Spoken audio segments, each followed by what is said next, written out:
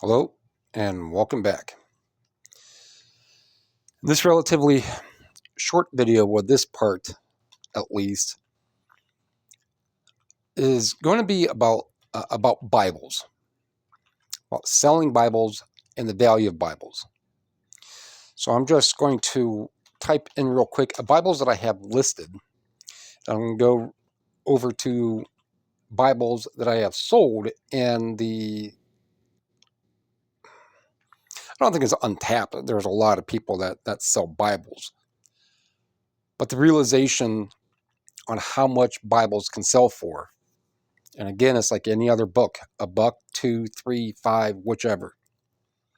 So these are Bibles that I currently have listed. Most of these I've had for a while. Again, if within the pictures, now, although a thumbnail picture may not have a watermark on it, that does not mean that it's older than 2 years. It just means that I crop the watermark out so I can get a closer picture or closer zoom on the actual picture itself. See, this one has a watermark. This I got in April of this year. And I know where I got this one. A real small store in Madison or Geneva, Ohio. But we can see here that there's plenty of other Bibles. And I picked up another Bible today. It's about a $40 Bible. And they were $1.50.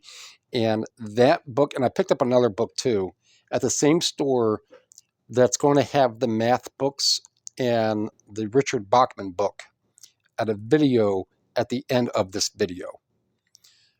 The Bible I just mentioned I just got is not in that video. I'm only showcasing 4 books at about $600 worth in between 4 books that I got. So we could see that there are Bibles, and even if you're selling books that are in the $25, $30 range, Bibles can still get garner pretty good money. Not all of these here are exact Bible books. Some of them I just have the word Bible in the title for whichever reason, probably because it's on the item that I'm selling. If we go to all orders, and if I type in Bible, which that was already there because I prepped myself for this video. If we go here with price highest first of recent, again, it's this $115 Bible, which is in at least 2 other videos that I have, my media video and recent higher sold item video. And here's a study Bible. This one went international, so that was maybe $45, but still it probably would have only sold around $20. Domestically, $38, $35. Now, if I do this, you know what? I don't know. Let's see if I can do how far back I can go. And let's see. Well, that one was already there. It's already set. Okay, good. All right, so now we get into the more higher end Bibles. October 4th, I'm not certain. Okay, so October of last year. This is a humble lamb, which I mentioned in another video in regards to this specific publisher. Humble lion, humble lamb, whichever it is. Lamb word. So there are varying styles and colors and material. This one was just a gold gilt without the image. Other Bibles made by this same publisher that has the gold gilt with the image of Jesus can be anywhere from $400 to $700. Here's another really, really higher end Bible, and I got this one in North Randall. For this one, I paid $10 for. It was, I want to say, new. It was in the box, and it just had this person's. I don't think it might. Oh, yeah. So it had this person's name on it right here. Instead of that, it was brand new, and that took the value down because it did have somebody else's name inscribed on it. If it wasn't for that, it'd be closer to $300. Here's another almost $200 Bible. And I'm not going to go too crazy on explaining all of these. This is just going to be maybe cumulatively 10-12 minute video.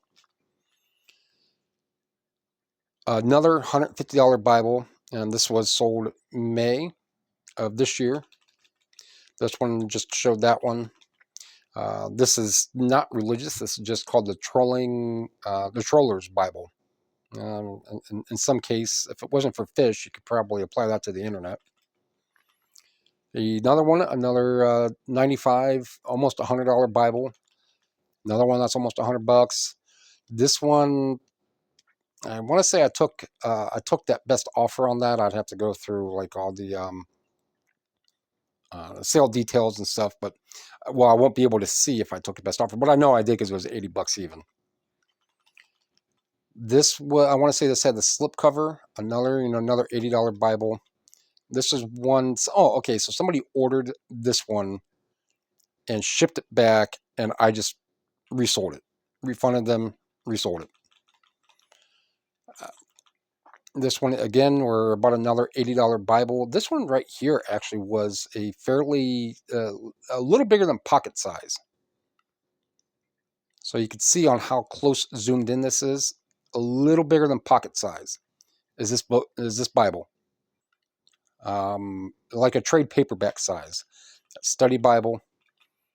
Another Jimmy Swaggart. A lot of Jimmy Swaggart stuff can sell. Now we're getting into the more $50 to $70 range. And I'm just going to scroll down here. $70, $50 went international. So that one was probably almost 70. That one was 62. Almost 60. Almost 60.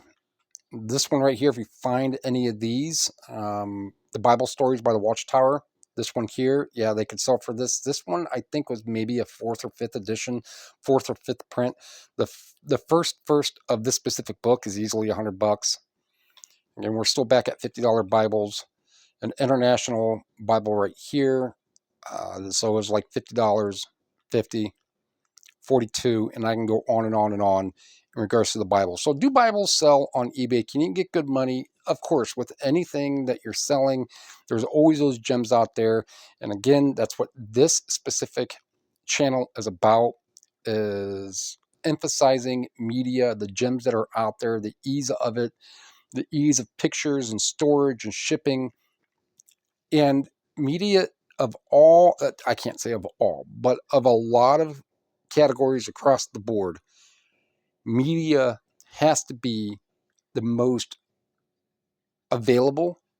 It's going to be pretty much everywhere you go. It's likely to always be the cheapest. And it's the easiest to picture, to store, to ship. The packaging materials, the envelopes, the boxes, they're all 10 to 15 cents each. So, in my opinion, it's the way to go. I hope you enjoyed this video. Any questions or comments, please ask. And don't forget to, what do they call that? Like and subscribe. Thanks.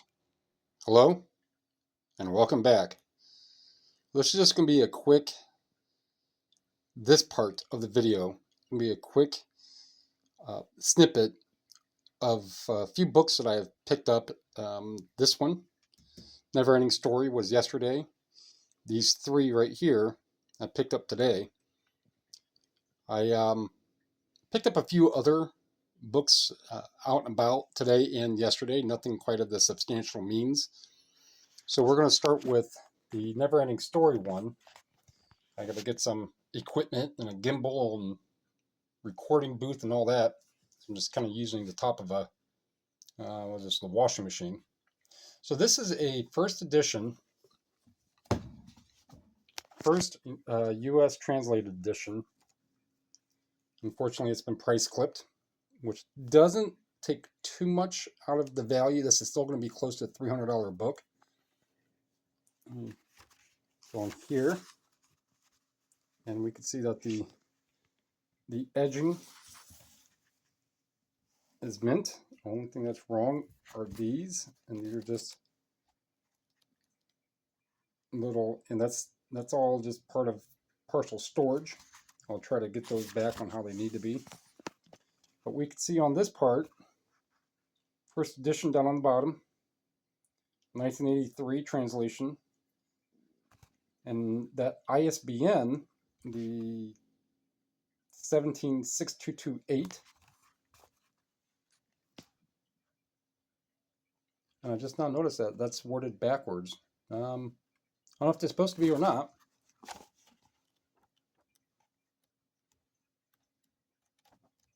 I suppose that's something I'll look at. See back here, it's the same thing on that.